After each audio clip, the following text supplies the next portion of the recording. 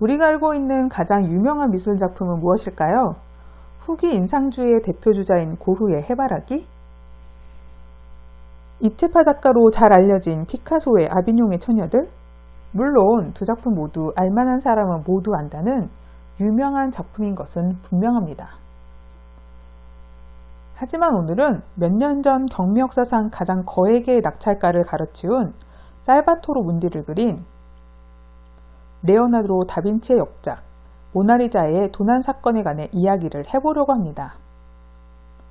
레오나르도 다빈치는 르네상스가 태동하던 시절 토스카나의 시골에서 태어나 14세가 되던 1466년 피렌체로 이주, 본격 미술 공부를 시작하게 됩니다.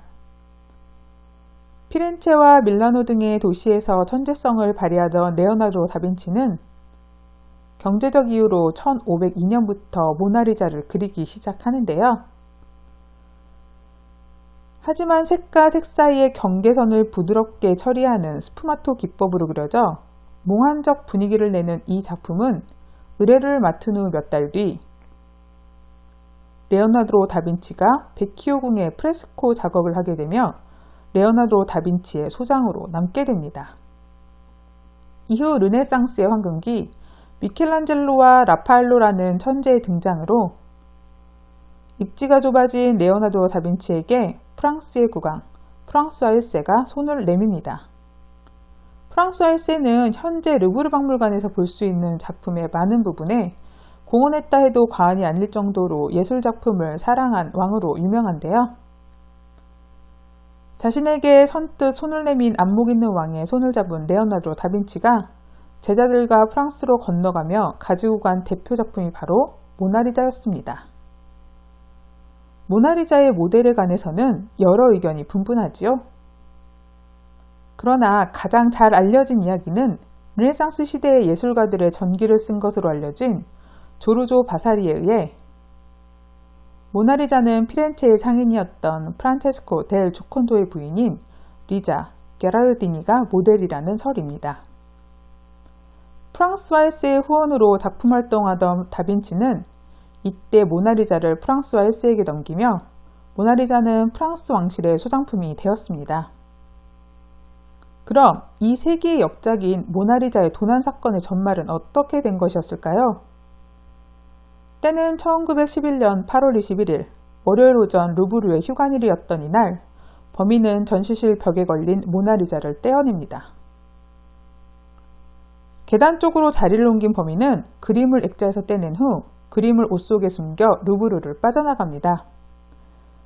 그리고 다음 날인 8월 22일 화가 루이 베르두가 모나리자가 사라진 것을 발견하기 전까지 24시간이 지난 시간 동안 누구도 모나리자가 사라진 것을 눈치챈 이가 없었다고 합니다. 모나리자가 사라진 것을 알게 된 프랑스 경찰은 본격적인 수사를 시작하고 모나리자 도난 사건은 르 피가로, 뉴욕타임즈 등 유수의 언론을 통해 알려지기 시작하는데요. 이때 수사선상에 오른 대표적인 용의자에는 화가였던 피카소와 시인인 아폴리네르도 있었습니다. 아폴리네르의 조수였던 게리 피에르가 모나리자 도난 사건을 자신이 뒤집었을까 두려워하여 자신의 전적을 자백하자 루브르의 경비호수를 비판하는 칼럼을 쓴 아폴리네르와 게리 피에르로부터 작물인지 모르고 석상을 구입한 피카소가 용의선상에 오르게 되지만 며칠 뒤 증거 불충분으로 풀려나게 됩니다. 도난 사건의 범인은 윤곽도 잡지 못한 채 시간이 지나 2년 후 피렌체의 미술상 알프레도 제리에게 레오나르도라고 적힌 편지가 도착합니다. 편지에는 레오나르도 다빈치의 도난 작품은 내가 가지고 있고 화가가 이탈리아인이니 작품이 이탈리아에 있어야 할 것 같다. 이 나라의 작품을 돌려주는 게 나의 꿈이다. 라고 적혀 있었다고 하는데요. 편지를 보낸 사람은 루브르 박물관에서 2년간 유리공으로 일했던 빈센초 페루자로 모나리자가 나폴레옹 시대 때 프랑스에 약탈당했다고 생각한 페루자는 모나리자를 돌려주는 조건으로 10만 달러를 제시했지만 결국 프랑스 경찰에 의해 체포되고 맙니다. 하지만 세기의 작품을 훔쳐간 그에게 주어진 것은 7개월 9일의 형량이었습니다.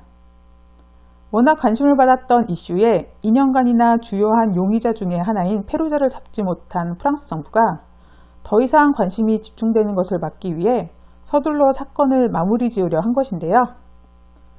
하지만 아이러니하게도 모나리자는 이 도난 사건을 계기로 더욱더 대중의 관심을 받게 됩니다. 그 관심은 오늘날까지 이어져 루브르 박물관에서 가장 인기 있는 작품, 세계에서 가장 인지도 높은 작품 중의 하나로 모나리자를 등극시킵니다. 이제는 미묘한 미소와 몽환적 배경으로 최고의 걸작으로 손꼽히는 모나리자가 시련 없이 잘 보존되길 바라며 이상 모다담이었습니다.